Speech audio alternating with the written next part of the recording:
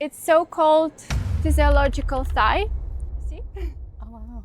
I feel like I've just had that 90-minute meditation. Phones are making us less smart. We can see that the rates of ADHD have been rising. The cherry on top is that signals to us that AI makes us not use our prefrontal cortex, Oh, wow. which is responsible for critical thinking abilities.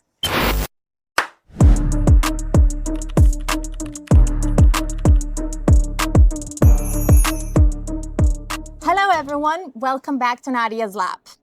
Today, I'm very grateful to be joined by Sophie. Sophie's crushing it as a psychologist in training with her doctorate, Psych D, and a Bachelor of Science with honors. Sophie has also social media account where she daily shares posts regarding mental health with her recent mini-series on ditching overthinking, battling procrastination, dealing with perfectionism, and a lot of other useful posts that I find incredibly insightful. So I am very happy to have you here today, Sophie. Thank you for joining me. Thank you for having me. I feel like we've known each other for a while. Yeah. And then we kind of like went our own paths, our own ways. We drifted away. I guess it's also because of the global pandemic and everything. And then kind of our careers brought us back together with both of us working in NHS and working in healthcare. Obviously, you focusing on mental health, whereas me doing pharmacy. Yeah. But we kind of, our paths crossed again. And I was like, this is a great opportunity to catch up. Exactly. And for you to share your wisdom and experience with me and my listeners. So, Sophie, for people who are new to you, how would you introduce yourself? How would you describe yourself? And what pulled you into psychology? What are you focusing on during your doctorate right now? Well, that's a really good question. So I would say that I'm a psychologist in training right now. I just started my doctorate this month, so it's very exciting times for me. And prior to that, I've been working in mental health for a while. I worked in a forensic setting, and when I'm not researching, studying, or in my clinical practice, I like all the girly things, like going for Pilates, going for a matcha with my friends, normal stuff. Other than that, right now, during my doctorate, I'm really focusing on research around stress responses, and coping strategies. We can see after pandemic, as you rightfully brought it up, and with all of the news headlines, everything that happens in the world, stress is so contagious right now. Yeah. And there's so many negative effects that are associated with stress. Absolutely. So for me personally, it's a topic that is worth exploring and sharing. Absolutely. And funny enough, but stress has been linked with so many diseases as well, like cancer and so many diseases that we're not even aware of.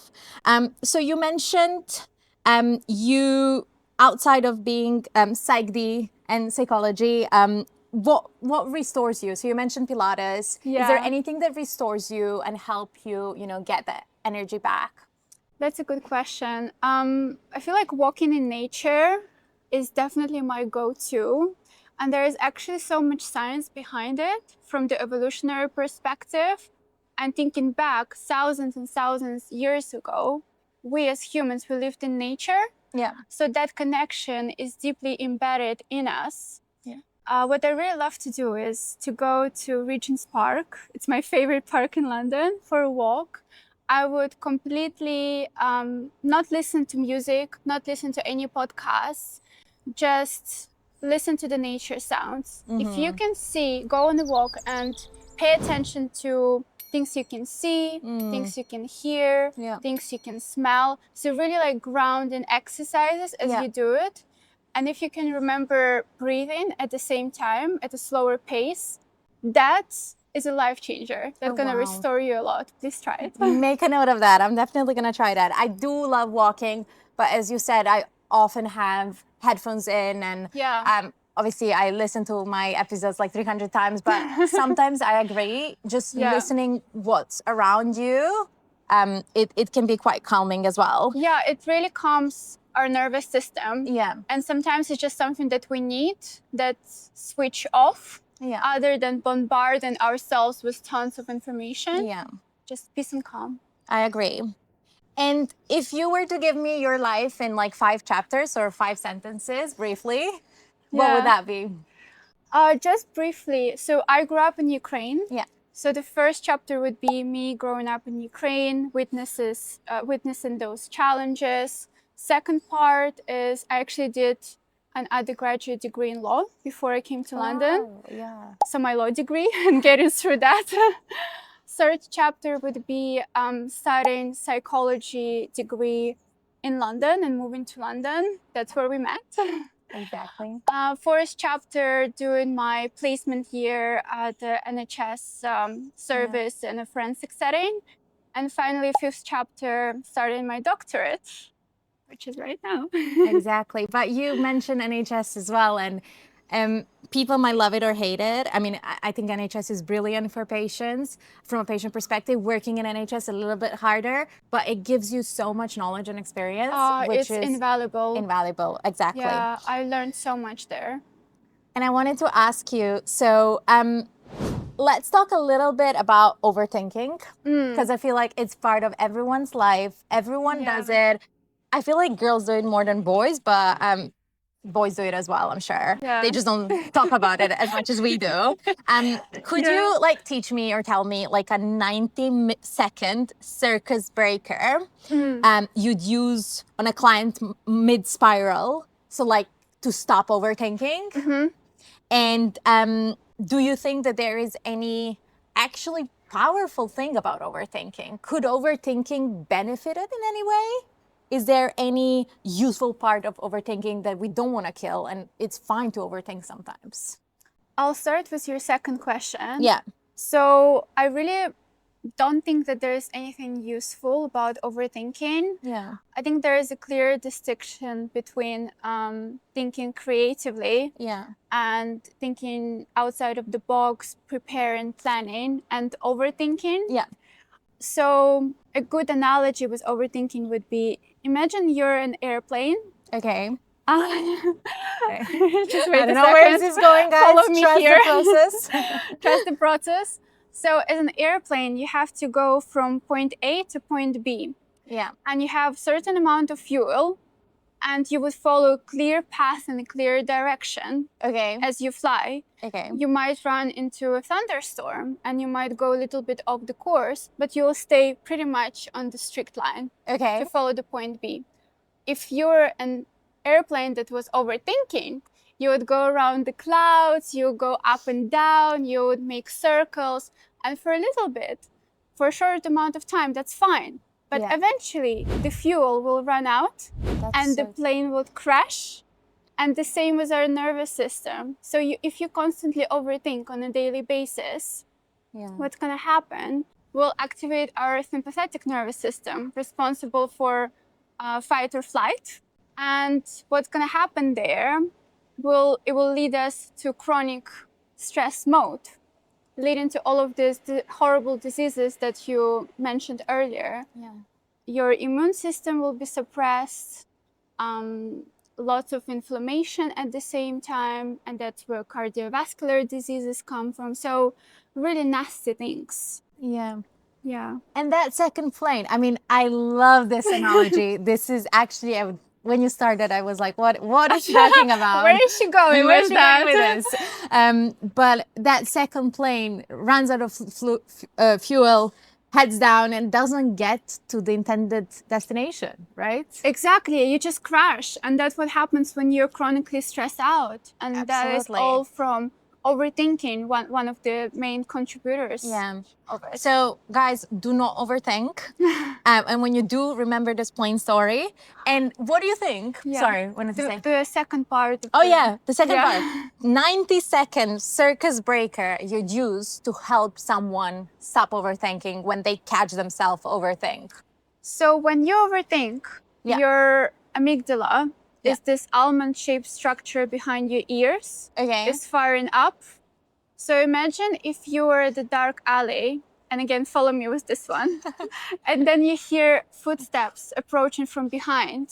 Okay. Like immediately, what do you feel? Your heart rate starts to go up. Yeah. You start to sweat. And that's because your amygdala is firing up and sending those fear signals to your whole body. So without even realizing, your logical brain did not even process what was going on. But at this point in time, your amygdala already knows that it's potentially a threatening situation. Okay. So same happens with overthinking. Of course, other areas of the brain also are involved in the process. But what we want to do is to calm amygdala down. Okay. And the way you can do it and achieve it very fast, in 90 seconds, you can definitely do it, is by regulating your breathing. Okay. And there's a very specific breathing pattern that you can follow. And I'll teach you right now. Okay. Okay. So it's so-called physiological sigh. Okay. And this method was introduced by researchers from Stanford University. Okay. Who ran this experiment on comparing physiological sigh to other relaxation techniques, such as guided meditation or other breathing techniques. And they found out that physiological sigh relaxed participants much more. Okay. So what you do is you want to, let's do it together. Yeah. You want to inhale through your nose. And at the top of that inhale, take one more short inhale. And then exhale through your mouth. Let's do it again.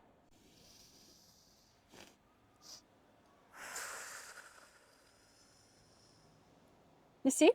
Oh, wow. I feel like I've just had that 90-minute meditation, but it was only 90 seconds. Yeah. This was crazy. Yeah. Okay, so it's one inhale through the nose. Yeah. Slow one Yeah. quick one, and then exhale through the mouth. Yeah, a very long exhale. And you can do it like 5 to 10 reps of it or until you feel calmer, but usually I think 5 to 10 would work beautifully. Crazy. We take breathing for granted. Yeah. Taking deep breaths, we don't take it serious enough. It does make a huge change. Thank you for that. Breathing is underrated. Underrated, 100%. And people are not breathing well. And it's like, Yeah. we're made to breathe, but yet we're not doing it correctly. Exactly. And if overthinking was a sound, what could it be? And how could we volume it down? I mean, we just said how we can volume it down by breathing correctly and doing this little breathing exercises. And what do you think if overthinking was a sound? I think, how about something like toots, toots, toots, toots, like a clock ticking, like a very annoying, yeah, exactly. repetitive. Exactly. Or it's almost like a drill. Oh, yes. Yeah, I feel like, yeah, exactly. And it just gets worse. And even if the volume gets the same, it just gets worse because it's like throbbing your head. Exactly. Constantly on the background. But I like the explanation with amygdala. I never thought of it that way. Okay, so another thing that you talked about on your Instagram page and something that I know, been researching is procrastination. We're not going to go into too much detail, but I feel like I'm a big procrastinator. And I've seen this with a lot of other pharmacists. And sometimes I really don't get things done until very last moment. And that was especially the case, probably not so much with now my work life, but when I was a student, I tend to like leave my coursework or studying for exam until like very last moment. Like I needed to see that clock ticking, and I needed to see that I've got only like a couple of days left, and then I'm like, oh, I need to do it, right? But I also feel like waiting until your deadline. I mean, they do say diamonds are made under pressure, but that's a good one. Yeah, deadlines unfortunately have sometimes been my motivation. But I also feel like procrastinating in life has generally made me lose a lot of valuable opportunities. So how would you, I know that you mentioned before on your Instagram page, like dopamine traps. Yeah. And oh gosh. Oh gosh, this fly was really onto me. We're trying to do this outside for the first time because the weather is so lovely and it's a last sunny day in London. Autumn sunny day, which feels like summer really. But I'm really like sweating here, and there's this like flies attacking me, but we'll get through it. We'll get through it. It's a nice background scenery, right? Yeah. So back to procrastination. So you broke down the science, and you mentioned dopamine traps before, and the other brain wizardry. Can you talk a little bit more about procrastination and what is the real deal? Is it really is laziness involved? Are people who are procrastinating lazy, or is there something deeper? And also, if you could give like a quick procrastination autopsy, or some like evidence-based moves, how to crash it, like maybe putting like phone boundary. Yeah. I guess some people procrastinate and they just like doom scroll on their phones. So Yeah. what would you say about procrastination, why it happens, and maybe some anti-procrastination tricks you've seen in client use or you used? Yeah, so with procrastinating, there is always an underlying issue. Okay. So it actually is much deeper than laziness or lack of motivation. Okay. And don't get me wrong, sometimes we do procrastinate on the most boring tasks, like paying your bills on time. Yeah. Raise your hand if you got those angry letters. TV license. TV license. Yeah, if you're a Londoner, you know. Yeah. But most of the time, there's just something underlying there. Okay. Maybe it's the fear of failure. Maybe it's the fear of success, actually. What's going to happen if I actually succeed? Or fear of being judged, misunderstood.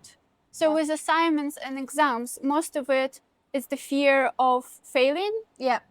Or the task being so overwhelming, it's much easier for us to just push it aside. Because if we don't, we start overthink, and actually overthinking hugely linked to procrastination as well. Okay. So that makes sense. They're always asking yourself, okay, if you catch yourself procrastinating, what's the underlying issue? Kind of, if you can reflect on it without going too much therapy based but if you can journal a little bit or talk to your friend, do something like a chat with a friend where you will just go in detail. Why do you think you procrastinate? What's really there? And if it's the fear of failure or the fear that the task is too overwhelming, one great tip that you can use is so-called, do just 15 minutes of the task. Okay. And just dedicate 15 minutes at a time to do that task. Okay. And after 15 minutes run out, you can do whatever you want. But then, and step by step, slowly. The other great tip to use is actually dividing a larger goal in smaller tasks. Okay. I know it's a very basic advice, but it works really, really well if you can stick with it. Yeah. For instance, you have to write an essay. Instead of saying, okay, it's so overwhelming, I have to write 3,000 words, it's too much, I won't be able to do it. You actually divide it. Today, I now have 2 weeks to get this done. Today, I'm just gonna spend 1 hour, not more, just 1 hour researching. Okay. Tomorrow, I'm gonna spend another 1 hour and a half doing a little bit of an outline. Okay. Schedule it in, especially schedule it in at the times where you feel most productive. Okay.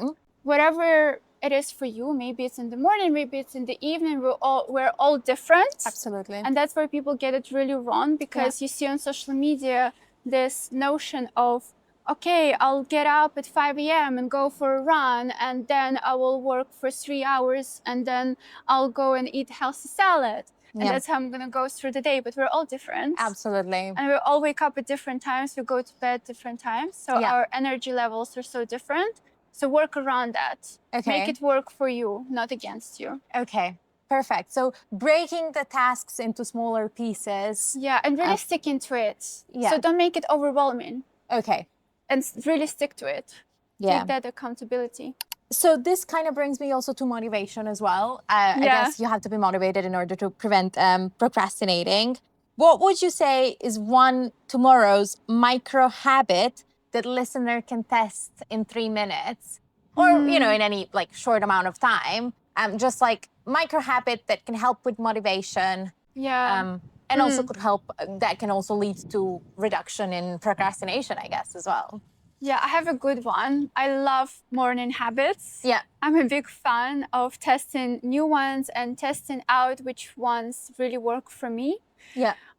So one that I do now every day is I plan my day before the next day. So in the evening, Okay. part of my evening routine, and that's how you plan your morning routine. You always start with the evening. Yeah. I plan out the next day in my Google Calendar. Okay. And then when I wake up and I sit down for breakfast, I don't scroll social media, no. Okay. I don't text my friends, nothing.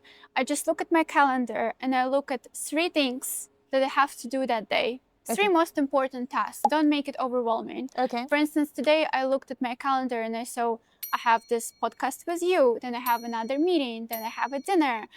And I would just sit down and think, how do I want to show up to that place? Okay. How do I want to feel? Kind of visualizing a little bit. How do I want other people to feel when I enter the room? How do I want, what is the best possible outcome for me? So in that way, magically, what's going to happen? Not magically, actually, lots of science behind it. But you're visualizing, you're priming your brain for the best possible scenario. An outcome. And then you hold yourself accountable at the same time because you kind of did that roadmap of tasks. So there are less chances of you procrastinating. Oh, wow. I love this. Just like I never thought of this before. Visualizing yourself. You knew you're coming here to do a podcast with me. Yeah. And just visualizing, instead of like stressing or overthinking, oh, what could go wrong? Or Yeah. what if I say something? You actually visualize the best outcome, how you want me to feel, how you want to feel. Yeah. And that actually leads to like a successful, yeah. time and a successful podcast, I guess. Which Exactly. It's great. It's I easy love to this. do. It's something that is backed by neuroscience. Won't go too technical here. But for instance, I was saying to myself, "Oh, I just want us to have a great time when we film this, and I want to share something that would benefit other people's lives and be authentic." Absolutely. So that was something I that don't I was think thinking anyone about. else has the plain story and like came here to my podcast to talk about it. So trust me, you're being very authentic. And finally, you did some series on your Instagram as well about phone boundaries and doom scrolling. Yeah, yeah.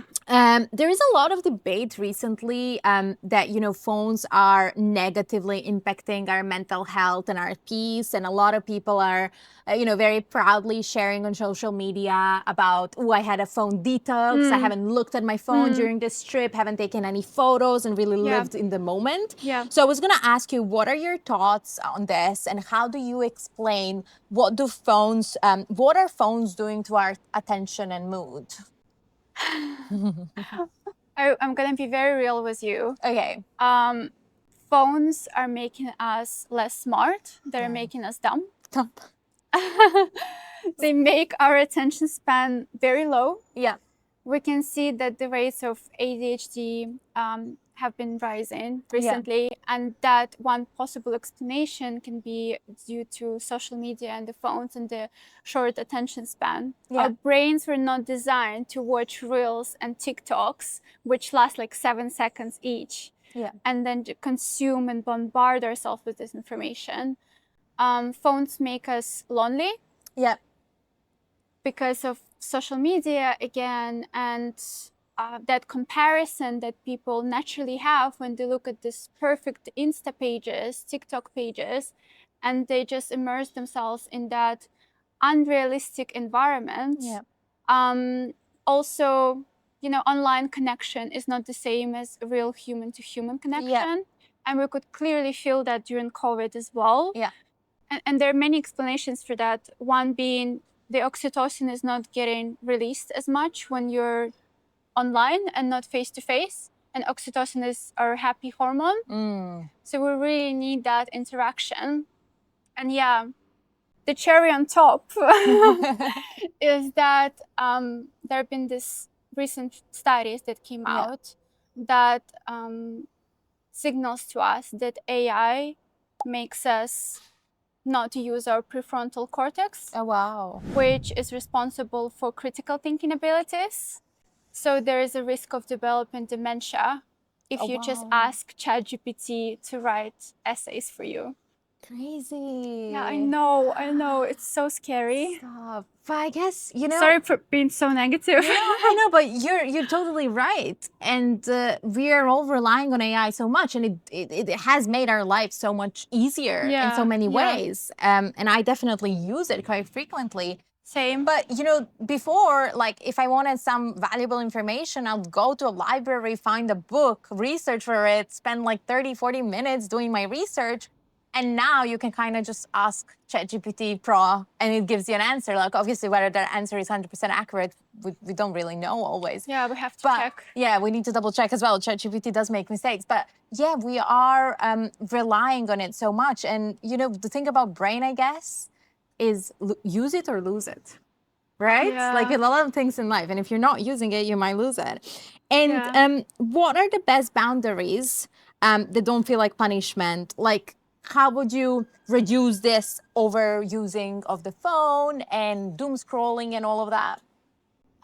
It can be really, really hard to do this. And I've seen it previously in my clients. Most people get very addicted to phones. Yeah. Myself included.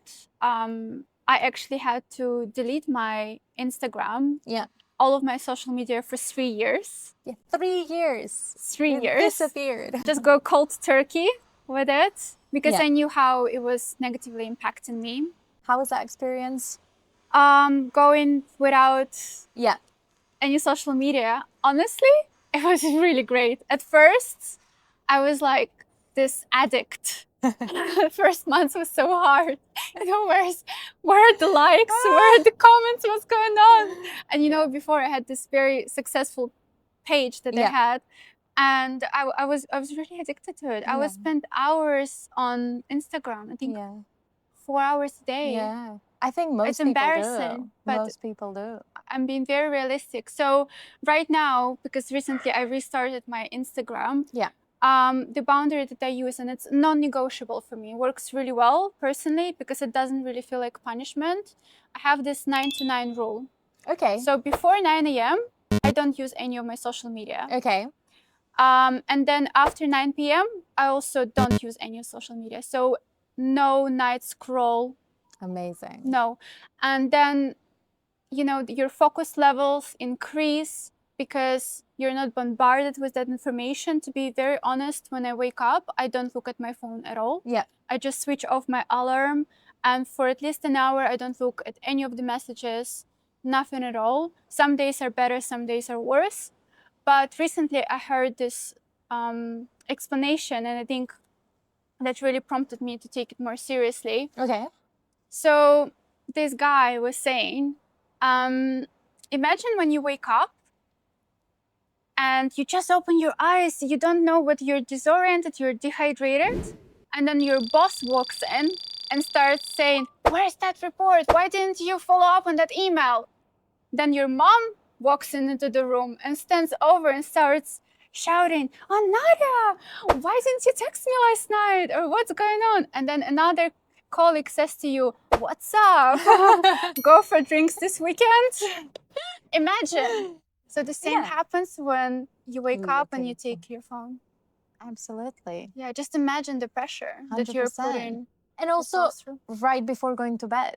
You tend to dream and think about things you've just seen before going to bed. Yeah. You wouldn't want hundreds of people who you don't in bed with you at night. Exactly. If you want to, then something is wrong. Well, not being judging here. Not judging anyone. But, you know. This is actually brilliant. And if Apple was to hire you for a day, I mean, I know you're not looking for a job at Apple, but I'm just saying this. What's one feature on the phones, let's say iPhones today, that you would change to save our brains? First of all, I don't think Apple would ever do that. They just want to make more money. They would ban us. They are really bad. But I think that the tip that I just shared, if we could at least 8 to 10 rule or something like that, or the setting where you can actually time block your apps. Yeah. And you don't have, there's no way of going back. So for that 24 hours, you can only spend 2 hours on Instagram, and that's all. And the phone would not let you to go in there. I know that there are some apps out there that do it. Yeah. But it's not an Apple feature. Yeah. And then those apps, they also have the cheat ways of how you can actually still enter the app. Yeah. That would save our brains. I agree. And I feel like there is that thing of like, you can put your limit, right? Yeah. But I feel like the number of, because I went a bit too far and I put like 10 or 15-minute limit on my Instagram and TikTok. That's not realistic, Nadia. It's absolutely not realistic. I mean, there've been days when I've been working in hospital, and as you know, I can't really look at my phone when I'm in hospital or Instagram, but like I pretty much spend every day more than 15 minutes. And then I'm just so used to like, ignore limit for today, ignore limit for today, ignore limit. So I feel like it's not effective anymore. It's not effective. But I agree, if there was something to like kind of not give you an option to check anything. Yeah. And then it's up to you, you know, it's your choice. Yeah, whether you want to. Yeah, whether you want to or not. But if you initially have that thought, okay, I want to limit my time, and you set it to 2 hours, 1 hour, 15 minutes, that's your decision. Absolutely. And I love your Insta page again. Mini series and all so this kind. stuff, overthinking, imposter syndrome, procrastination. Which post do you think got the most attention and most people saying, oh my God, I actually relate to this? Yeah, so the way I think with my social media, because I learned the hard way of being very obsessed over social media 3 years ago, I think about not likes, shares, or saves, but the feedback that I get from actual people who are looking at my page. So one recent post, it was, I believe, a carousel about overthinking. Okay. It got a lot of DMs where people actually told me that they've tried it and it worked for them. That's great. That for me is an absolute success. That is the biggest success, I think. Especially we live in an era where a lot of, you know, likes and stuff on social media is fake. Yeah. But if people are actually reaching out and trying your techniques, they trust you, and that's a great, that's really good.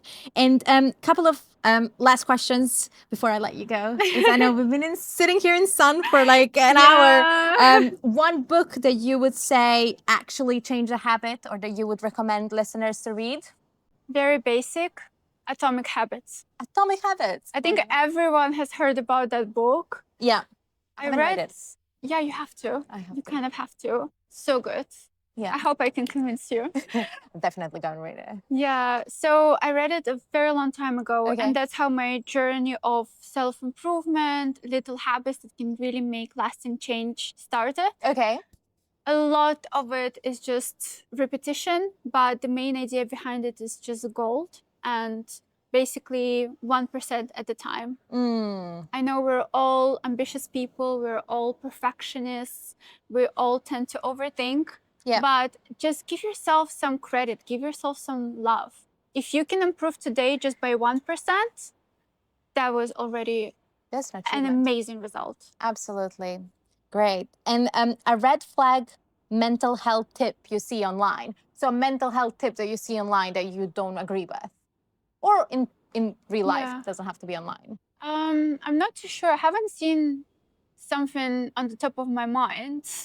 I think that you have to be very careful where you seek your information from. Yeah. So for instance, with my content, it's all evidence-based. It's all backed by science. So I would even cite the resources, which I know is very nerdy of me to do on social media. But I would, where I can, I would cite resources and actual research where it comes from.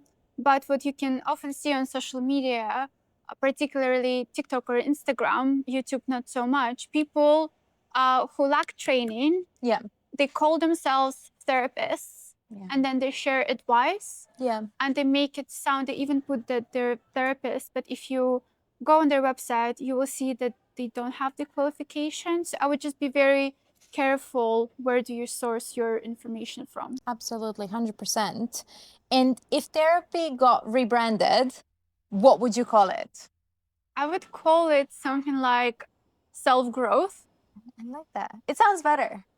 self-growth, because you're just growing. And that's what happens with therapy. I think many people, they have this idea that you go to therapy and someone starts to psychoanalyze you, and that puts a lot of pressure, and they don't want to have a lot of stigma associated with it. But what you're doing in therapy, essentially you're learning new skills, how to take care of your mind, of your thoughts, of your emotions, of your beliefs. And that would create a significant impact in your life. So self-growth. I agree. Self-growth, like working out, right? Exactly. I love work that. on your muscles, but this is self-growth. Yeah. And last question for you, I promise. Give us 1 week kit, 1 thought, 1 action, 1 boundary. One thought would be, you can definitely change your brain. I didn't touch on it, but I don't know if you've heard about neuroplasticity. Yep. So the ability of our brain to grow and develop, just like muscle. Absolutely. Your analogy was working out. Yeah. And you can definitely do it. Yeah. So you're capable of anything. You're capable of change, because you can change your brain by neuroplasticity. Yeah. 1 action. You said 1 thought. Yep. 1 action. Thought, action, boundary. 1 action would be, try the breathing exercise that I shared with you. Yeah. Any stressful situation comes your way, you don't have to sit down for it and meditate in pose. You don't have to overthink it. Just try it wherever you are, even if you're walking. And then 1 boundary is, or boundaries with your phone. Whatever boundary you feel comfortable with. It doesn't have to be what I shared today. It can be something very small, like, okay, 1 hour before I go to bed, I'll not look at my social media. Or Absolutely. 15 minutes. I don't know, whatever you feel comfortable, and then progress. Baby steps. Baby steps. Whatever works for you. Exactly. But I like the 9 to 9 thing. And I've definitely past 9 p.m. I don't check my phone. But Sophie, this brings us to an end. This was amazing. Thank you. I feel like I've learned so much, and although I'm a healthcare professional, I don't know so much about psychology. And I always said, if I wasn't a pharmacist, I would be a psychologist. You'd be great. I think you're so passionate about what you do. I think you're doing great. I mean, bearing in mind you're so young and beautiful, you have achieved so much. So if you guys like this and you want more content and advice like this, I'd highly recommend to follow Sophie's Instagram page, all in description, reach out to her, and definitely leave comments and feedback on this episode. Thank you so much for joining me. Thank you for having me. To be honest, I binge watched some of your episodes, so this is great. I love this. And guys, don't forget to subscribe, share it, leave comments, and join us next week as well. Thank you so much. Bye.